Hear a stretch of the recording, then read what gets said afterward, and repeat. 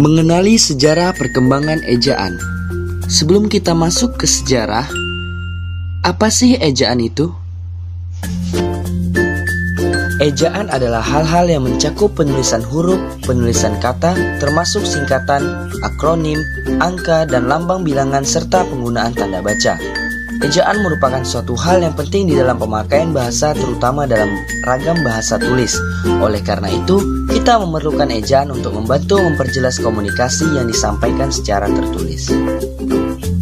Di Indonesia terdapat 7 jenis ejaan, 4 diantaranya ejaan diresmikan dan 3 ejaan yang tidak diresmikan. Ejaan yang diresmikan diantaranya ejaan Van Ophusen, ejaan Republik, ejaan yang disempurnakan atau EYD, dan ejaan Bahasa Indonesia atau EBI. Sedangkan ejaan yang tidak resmi diantaranya adalah ejaan pembaruan, ejaan Melindo, dan ejaan Bahasa dan Kesusastraan atau LBK. Ejaan Van Ophusen. Ejaan Van Ophusen ditetapkan pada tahun 1901 dan diterbitkan dalam sebuah buku, Kitab Logat Melayu. Ejaan ini disusun oleh seorang pendidikan dasar bagi penduduk pribumi Sumatera dan daerah di sekitarnya di tahun 1890-an, yaitu C.H.A. Van Ophusen. Pada tahun 1896, ia ditugaskan oleh pemerintah untuk merancang sistem ejaan yang mantap dan ilmiah untuk digunakan dalam pengajaran. Hasil kerja Van Ophusen dibantu oleh Engku Nawawi, Sultan Makmur, dan Muhammad Thaib Sultan Ibrahim. Adapun aturan penulisan dalam ejaan Van Ophusen yaitu: yang pertama, kata kowe, aku, kau, se, ke, dan ditulis serangkai dengan kata yang mengikutinya. Contoh, kulihat, ke rumah. 2. Kata poen selamanya dihubungkan dengan kata sebelumnya. Contoh, adapun raja itu, sekalipun tiada lagi berbunyi. Ketiga, ke dan se merupakan awalan, bukan ka dan sa. Contoh, ketiga, sebenarnya. 4. Ejaan Van Ophusen ini telah membahas awalan ber, ter, dan per yang jika dirangkaian dengan kata dasar berawalan huruf R akan luluh. Contoh, berumah, terasa. 5. Akhiran i diberi tanda kutip 2 di atas apabila bertemu dengan kata berakhiran huruf. Contoh, menamai. Ejaan Suwandi atau ejaan Republik. Ejaan Suwandi diresmikan pada tanggal 19 Maret 1947 menggantikan ejaan Van Ophusen. Nama ejaan Suwandi diberikan berdasarkan nama Menteri Pendidikan dan Kebudayaan yang menjabat pada saat itu. Ejaan Suwandi mengatur hal-hal berikut. Pertama, huruf OE diganti menjadi U. Kedua, bunyi hamzah dan bunyi sentak diganti dengan huruf K. Contoh, tak, rakyat, tidak. 3. Pengulangan diberi angka 2. Contoh, buku-buku, mudah-mudahan.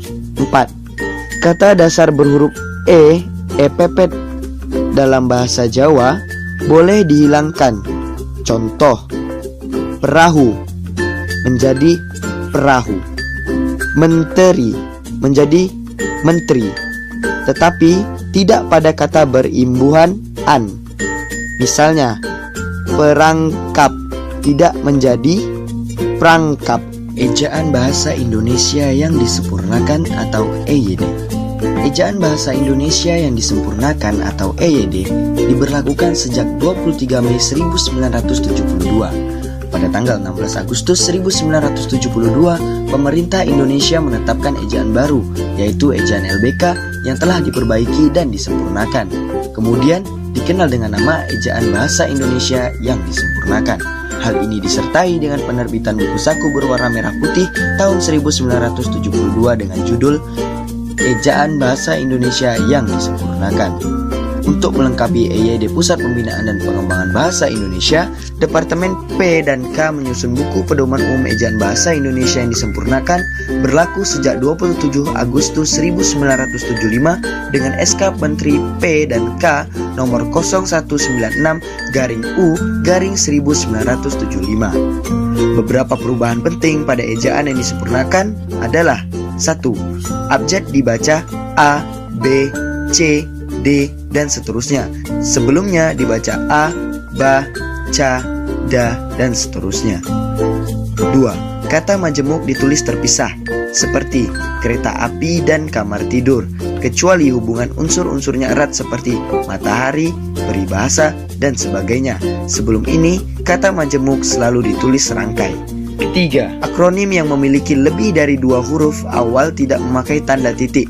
Misalnya, SMA dan FKIP sebelumnya ditulis S.M.A dan F.K.I.P. 4. Penulisan ejaan TJ menjadi C, NJ menjadi NY. 5. Huruf asing yang diresmikan pemakaiannya: Z pada kata zaman, F pada kata pasif, V pada kata konvoy. 6. Bunyi antara W dihilangkan diganti menjadi UA. Misalnya, kualitas menjadi kualitas. 7. Jika di tengah kata ada 2 konsonan, maka konsonan pertama termasuk eng, maka pemenggalannya seperti April menjadi April, bangkrut menjadi bangkrut. 8. Huruf Q dan X yang biasa digunakan dalam ilmu eksakta tetap dipakai. Contoh, foto Nixon, musabakoh.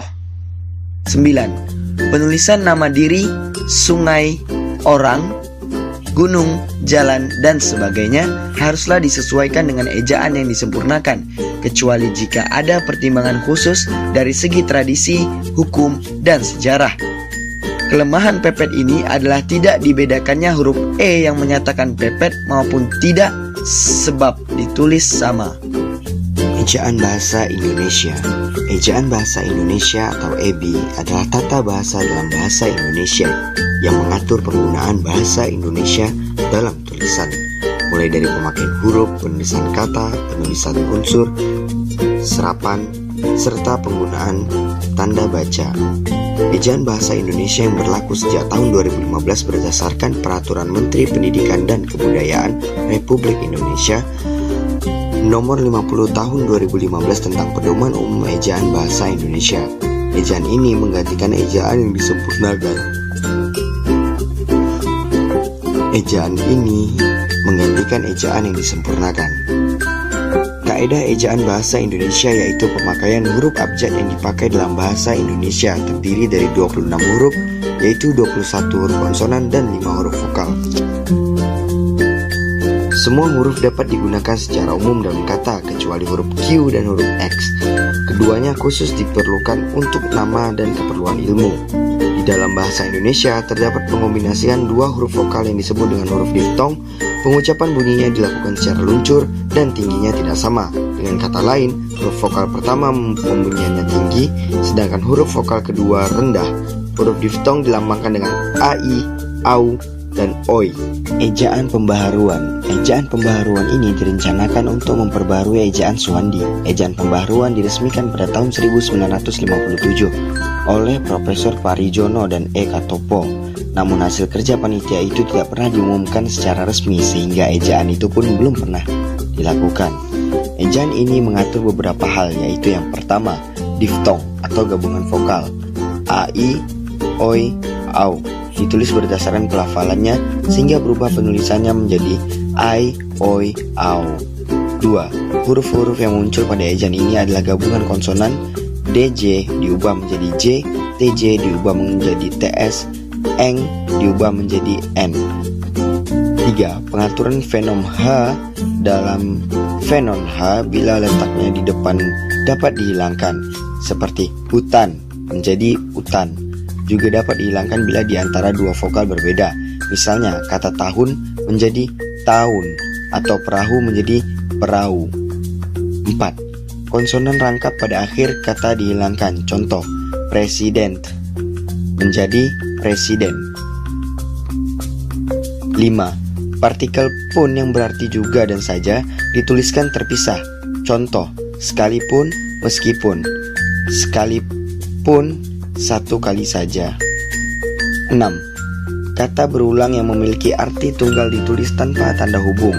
Contoh, alun-alun. Sedangkan yang bermakna jamak dengan tanda hubung. Contoh, ibu-ibu sekali-sekali.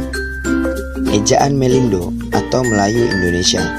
Ejaan Melindo sebagai hasil usaha penyatuan sistem ejaan dengan huruf Latin di Indonesia dan Persekutuan Tanah Melayu pada tahun 1959.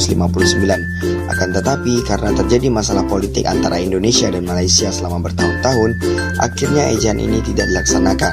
Ejaan Melindo ini mengatur beberapa hal. Yang pertama, gabungan konsonan TJ seperti kata cinta diganti dengan C menjadi cinta.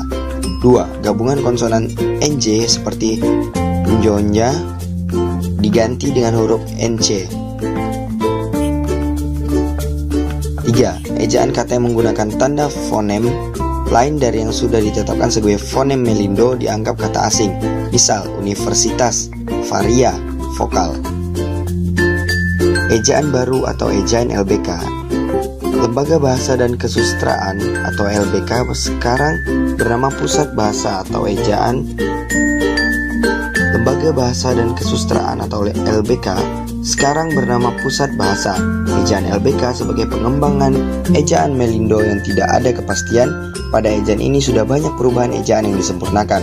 Hampir tidak ada perbedaan antara ejaan baru dengan EYD, kecuali pada rincian kaidah-kaidahnya. Ejaan ini dikeluarkan pada tahun 1967. Ejaan ini muncul karena ketidaksetujuan akan konsep ejaan Melindo. Beberapa hal yang dibahas dalam seminar Sastra 1968 membentuk konsep ejaan LBK ini. Pertama, diftong, gabungan vokal tetap. 2. Di dan ke dibedakan antara preposisi dan imbuhan. Contoh, surat itu ditulisnya di rumah. 3. Kata ulang ditulis secara lengkap dengan menggunakan tanda hubung. 4. Mengenal istilah asing, misal gue rela, frase cop de etat Prancis, dan extra Inggris diubah menjadi gerilya kudeta ekstra. 5. Ejaan ini juga membahas mengenai kata qalb atau hati, dan bahasa Arab juga mengenal kata qalb anjing, tetapi diputuskan tetap menggunakan kata kalbu untuk bahasa Indonesia.